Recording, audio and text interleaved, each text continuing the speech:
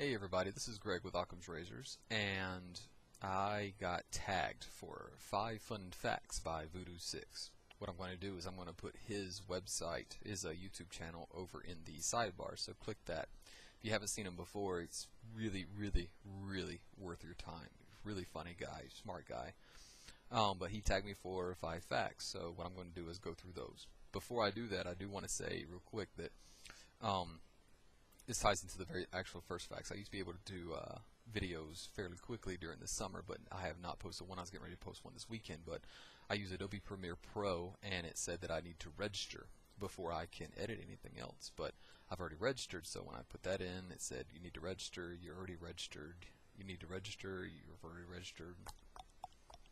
Just kind of rolled over like that. So until I get that fixed, which will probably be on Monday when I can call the service desk, that's when I'm going to update my video and post one. Also, the president of Occam's Razors, I'm one of the vice presidents, is going to be doing a video here pretty soon, so that'll be cool. His name's Zach. He was on our intro, our very first video. But without further ado, I am going to start off with the 5 facts. The first fun, cool fact about me is something that I wanted to do for a long time, and that is that this semester I am taking Arabic. It's called intensive Arabic, and if you don't know what that means, normally in college you have your beginning Arabic, and then you move over to your beginning 2, and then you have intermediate, and then intermediate 2, and by the time you're done with those, then you have a good grasp of the knowledge of a language. What this is it takes a first full year and it condenses it into a semester, and it takes that second year and condenses it into the next semester. So this fall and spring, by the end of it, I'll have 4 years of regular language in Arabic. And it takes up a lot of time. It's actually Monday through Friday classes and tons of homework, and especially when you're just getting started off and you're learning all this stuff right off the bat. But that's part of the reason, like I was saying earlier, that I haven't been able to do videos like I wanted to, because I spent 4.5 hours a night doing homework with that.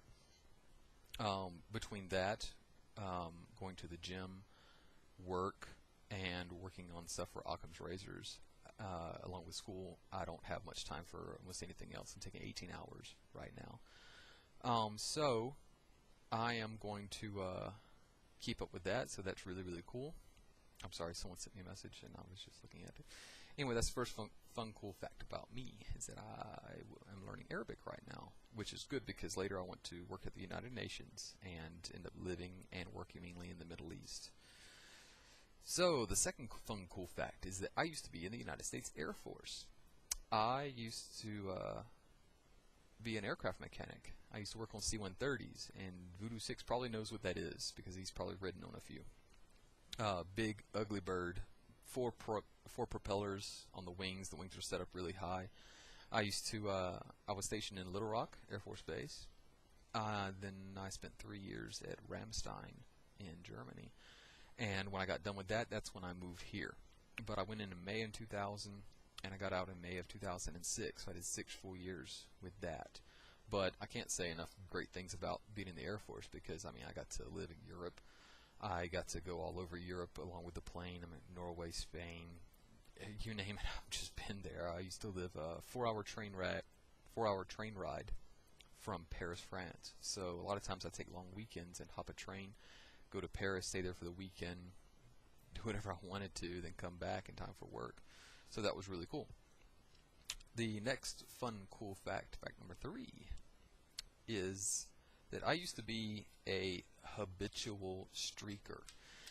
Now, there's streakers and then there's habitual streakers. Here's the difference. A streaker gets drunk at a party and decides, I'm going to streak. And he takes his clothes off and streaks a party. That's your garden variety everyday streaker. I, on the other hand, was a habitual streaker. It started when I was doing something called the Tacky Tinsel Tour, which was a charity event that was taking place in Raleigh, North Carolina. And the idea was you paid money to get a ticket to get on a bus. I think it started off with 1 bus, but we had like 5 or 6 buses.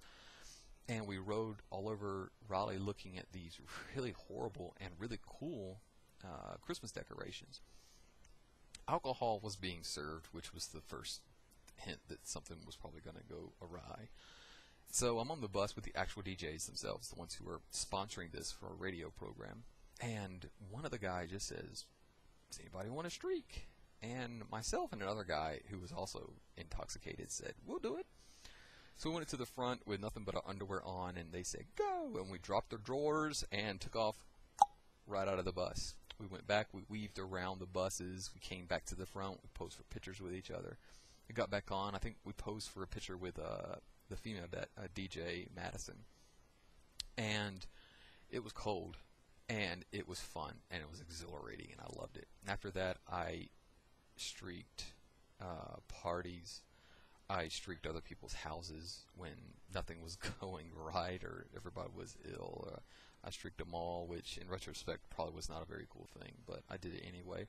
I'll put it this way: if President Barack Obama said today that no one could get fired or lose a scholarship, get kicked out of school or anything for being naked, then I would not have clothes on in this video. So some of you are probably very thankful about that. But I used to be a habitual streaker. Now I don't do it that often. I haven't done it in a while, actually. The good old days. The next fun, cool fact, this will be fact number 4. I used to date older women. Now, let me put that in context. When I was 21 or 22, I dated girls my age or a little bit younger than me.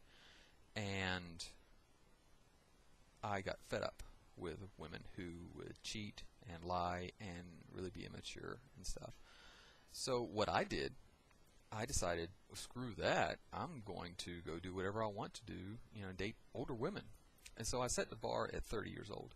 And I would only date someone who was 30 years old or older. But that's funny because I never dated anyone who was 30 years old. The youngest that I dated was 37.